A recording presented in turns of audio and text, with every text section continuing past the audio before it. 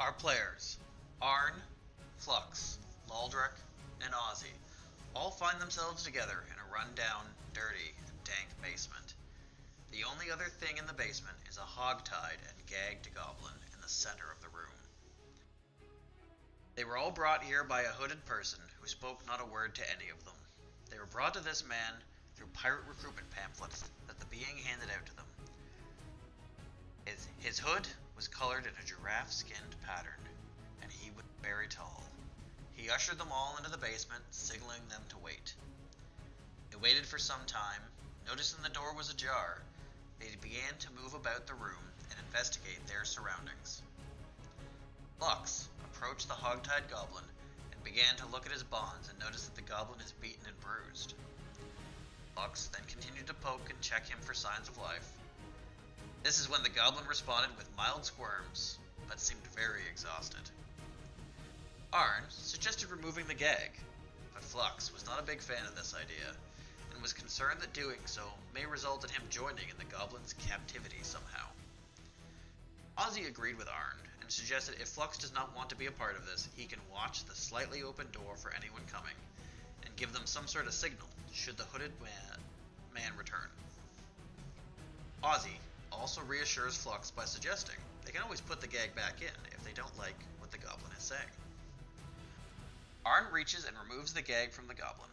The goblin starts ranting quickly in a mixture of goblin and common, mostly curses and other nonsense that is hard to make out as he seems to have a fat lip amongst his other ailments.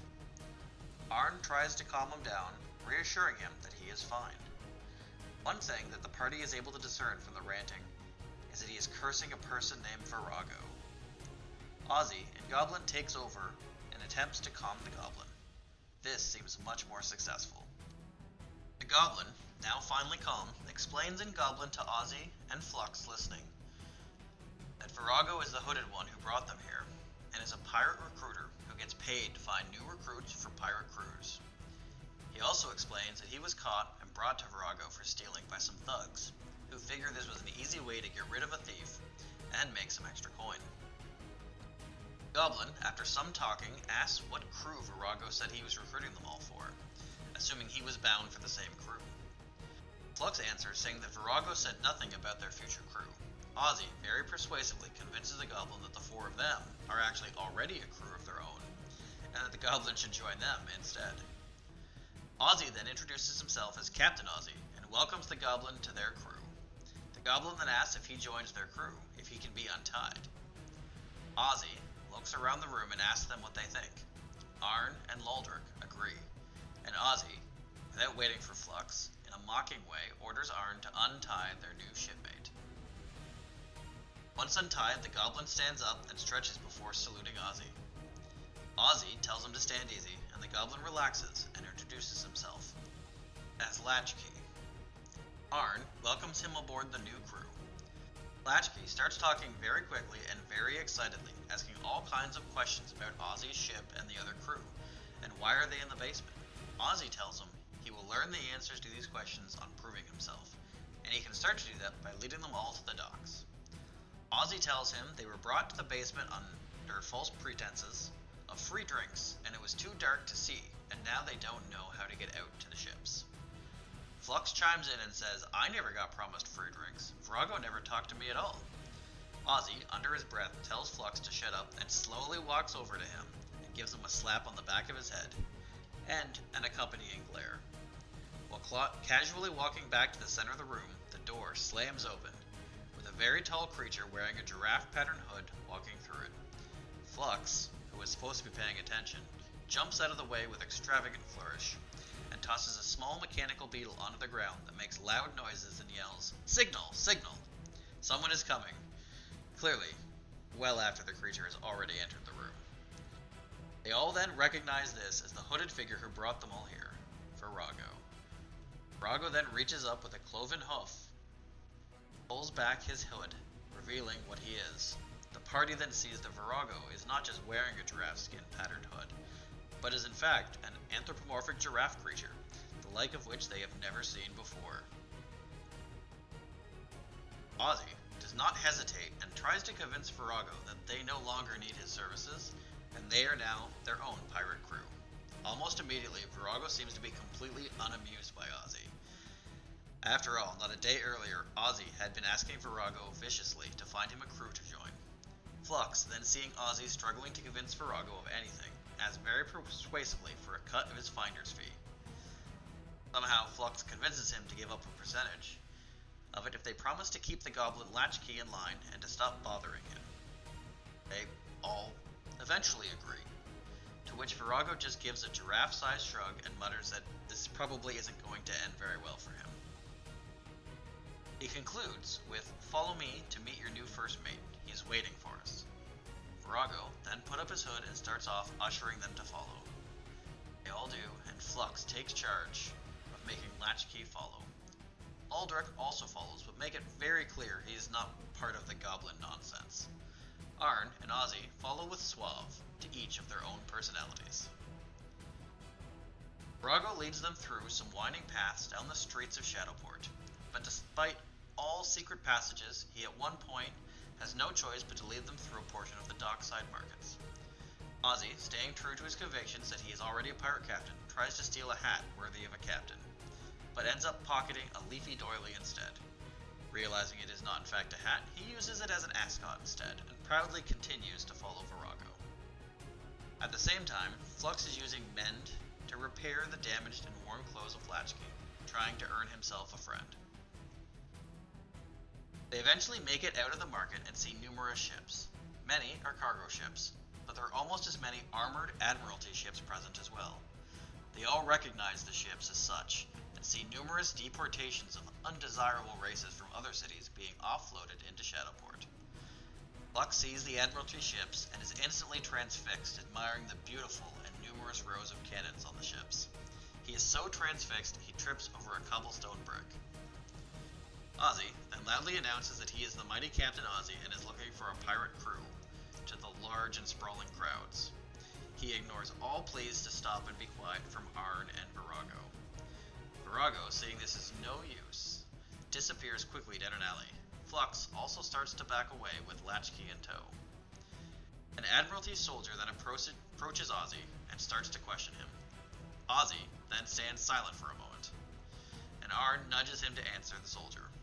Loldrec decides this is the time that he should be following Virago, and disappears down the same alley. Arne and Ozzy are now left all alone in front of an Admiralty soldier, who calls over to two of his mates. Right before Ozzy tries to intimidate him into respecting the mighty Ozzy, pirate lord of great renown, Arne tries to assist, and also tries to scold the soldiers as they start to surround the two of them. Their attempts to intimidate them go just as poorly as expected. Realizing how much he is in over his head, Ozzy casts a minor illusion and makes the image of an albatross flying about 30 feet above the soldiers. He points at it and convinces them to look at it for just a moment. The moment they look at it, Ozzy whispers to Arne, "Run," and the two of them follow after Virago and Loldrec down the alley. At this moment, Flux notices that Latchkey has disappeared from beside him and gone down towards the market. Using both of his hands and zero subtlety, starts stealing everything he can. At this time, the Admiralty then look back and notice Ozzy and Arne missing. They also hear yelling coming from the direction of the market that there's a thief. Assuming it is due to the criminals they were just talking to, they head off in that direction with swords drawn. Flux, who has been completely ignored from his hiding place, casually walks toward the docks after the soldiers have all passed. Arne and Ozzy, as they sneak down the alley, are one by one nudged by Virago. Loldrec by his side is hiding in the shadows. He orders them to follow and be silent. They all follow deeper down the alleyways and weaving around corridors. Eventually they pass close to the docks and see Flux. Virago asks Flux if he is going to come along again as well. Flux declines, wanting to make the signing or recruitment bonus fully for himself. As such, when Virago and the others walk away, Flux begins to trail them at a discreet distance. Well, at least what Flux thinks is discreet.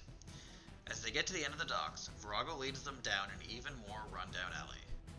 This alley appears to be covered with wooden boards and planks at the top, allowing very little light in. It is very dark other than a few scattered torches about every other house. As they get to the end of the alley, There seems to be a rock cliff face there. Vrago approaches this rock wall and knocks 3 times. As he does, a secret door begins to open, and out stands a very large pirate orc. The party all instantly recognize the orc as the infamous Tog, first mate of the pirate ship Falcor's Fury. Tog looks at Vrago and grunts. Are these the recruits? I only see 3. You said 5. Vrago whispers back that he lost 2 at the docks. They didn't make it, but asks if he still gets the full payment. Tog, of course, offers him half the payment for half the delivery. Despite Vrago trying to point out that 3 is more than half of 5, Tog stops negotiating and gives him the half he agreed. Vrago whispers good luck to Arne, Loldrec, and Ozzy. Ozzy starts to complain where is his half. They had a deal. Where is their half? Vrago looks Ozzy dead in the eye and says it's the half I didn't get, thanks to your 2 friends running off. And with that, Vrago just casually walks away. As he starts walking down the alley, he notices Flux heading in that direction sneakily. Vrago simply shrugs and seems mildly relieved to be done with these recruits. They were clearly more trouble than he expected. Flux, on seeing the others enter the secret passage, quickly hurries to it just as it closes and knocks on it exactly as he saw Vrago. Tog opens it almost immediately. Staring at Flux, he demands who it is. Flux then explains he is looking for a pirate crew and that he is skilled with cannons and sailing ships. He also quickly adds that he is hoping for a signing bonus. Tog then looks him up and down, gives him a sly look. He then states, "This will work. You can join the other new recruits that I just got." Flux, on hearing this, holds out his hand expectantly. Tog instinctively spits in it. Flux is surprised and squeals that this is not the signing bonus he had in mind. Tog then takes a small pouch of coins and tosses it at the goblin. Flux, very happy with himself, looks in it to find 10 copper and immediately hops into the tunnel. This is of course not what he wanted, but it's better than the nothing that everybody else got. They all together then walk through the secret tunnels until they come out on what appears to be a secluded beach. On the beach, there is a goblin standing guard over a small rowboat, and off in the distance they can all see the one and only pirate ship known as Falcor's Fury.